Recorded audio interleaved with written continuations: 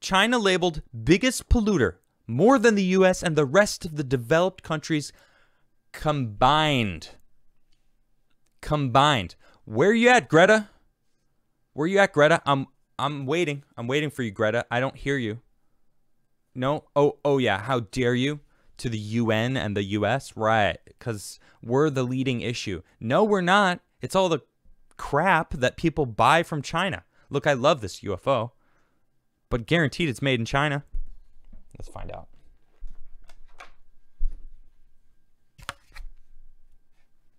There's literally nothing written on it. Is that weird? Of course there's nothing written on this thing.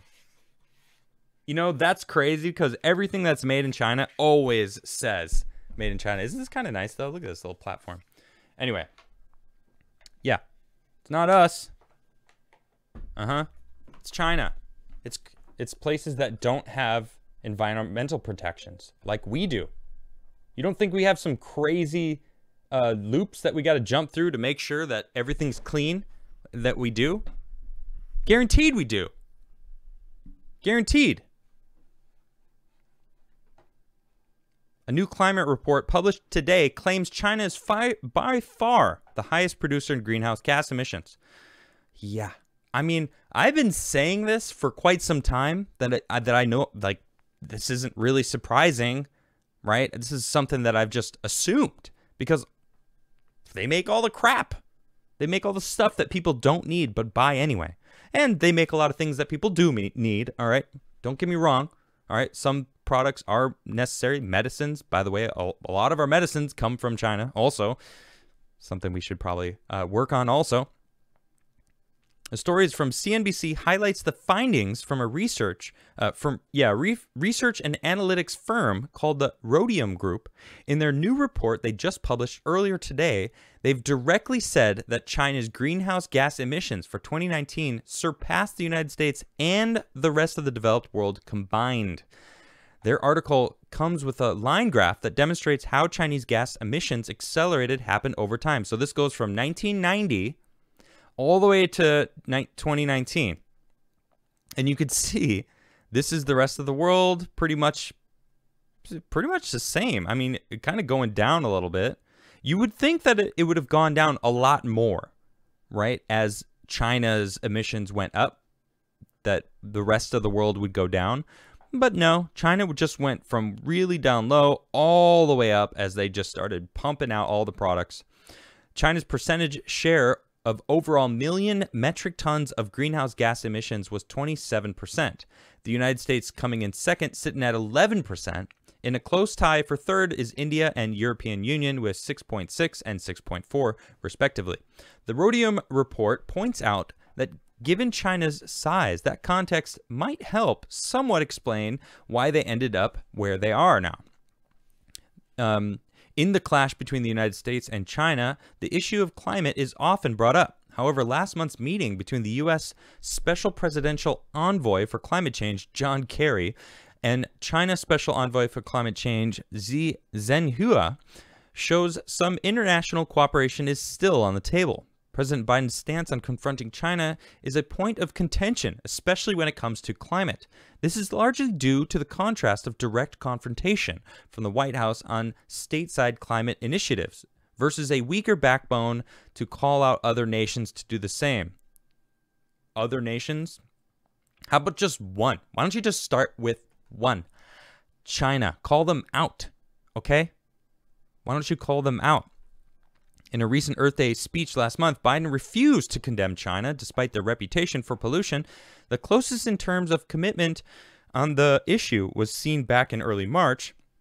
It was when the Biden administration touted the possibility of a carbon tax on imported goods. Why don't you call them out? Look, even NASA denounced is China calling for, them quote, out. failing to Look at this. NASA criticized China after rocket debris lands in the Indian Ocean. All right, so I talked about this last week. All right, China is setting up their own, I was going to say international space station, but it's the Chinese space station. They're setting it up, and this was the first of many. Okay, this isn't just one rocket that's just happened to be something that was a mistake or something. They're about to send, I think, 11 or 12 more rockets into space to finish building their space station. Okay? They put something into space and just let the rocket tumble down. Now, I showed the trajectory last week. It wasn't even anywhere close to China. So China wasn't even, there was no worry, no bother that it was going to come anywhere close to Chinese land. But it was definitely over America. It was definitely over Africa. I think New Zealand also was on the flight path. But it happened to land in the Indian Ocean. Good. Thank goodness it didn't land on and kill anybody like it could have. It was like a 10-ton rocket, 12-ton rocket or something. Okay? But NASA's actually criticizing them. And good riddance. Let me get rid of this stupid thing. NASA denounced China for failing to meet responsible standards after debris from an uncontrolled rocket re-entered Earth's atmosphere late Saturday evening. Chinese state media, citing the China Manned Space Engineering Office, reported that the debris landed in the Indian Ocean west of the Maldives. Most of the debris burned up in the atmosphere, the office added. The U.S. Space Command confirmed the rocket's re-entry on Sunday, but said it was unknown if the debris touched down on land or water. So we don't actually even know. We're just trusting that China told us the truth. In a statement on Saturday, NASA's administrator Bill Nelson criticized Beijing, writing that it is critical for China and other countries to act responsibly and transparently in space. Agreed.